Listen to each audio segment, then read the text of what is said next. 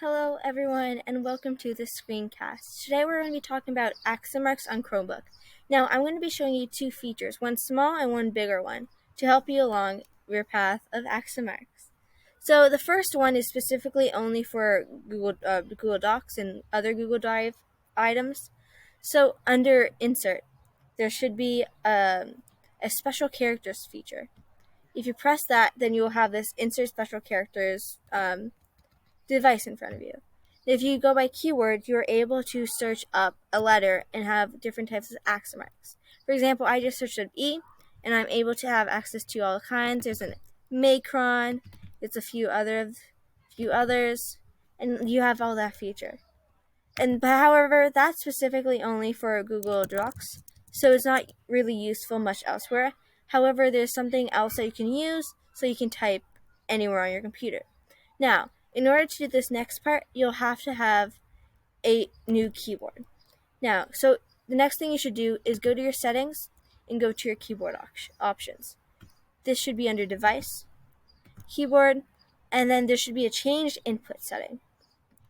You click that, and then under Input Methods, you choose English US with International Keyboard. This allows you to type with English United States, but with an international keyboard or with accent marks. So once you have that done, you close out of it, and then you go back to where you want to type. Now, the next thing you should know is to use the Alt right. On your keyboard, there should be two Alts. However, you only want the one on the right, and that will allow you to input accent marks on your letters. If you use the left one, it just won't work.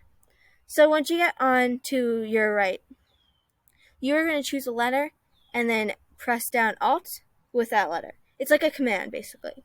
For example, if I were to do A, Alt A, and that will give me an A with an accent mark over it.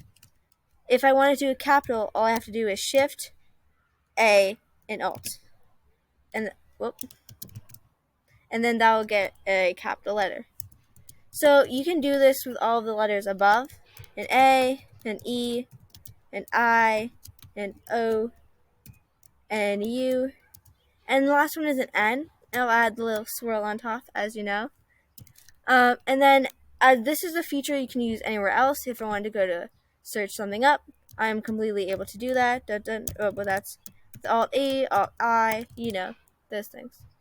And yeah, that's all I have for today. Thank you for listening, and I hope you have fun.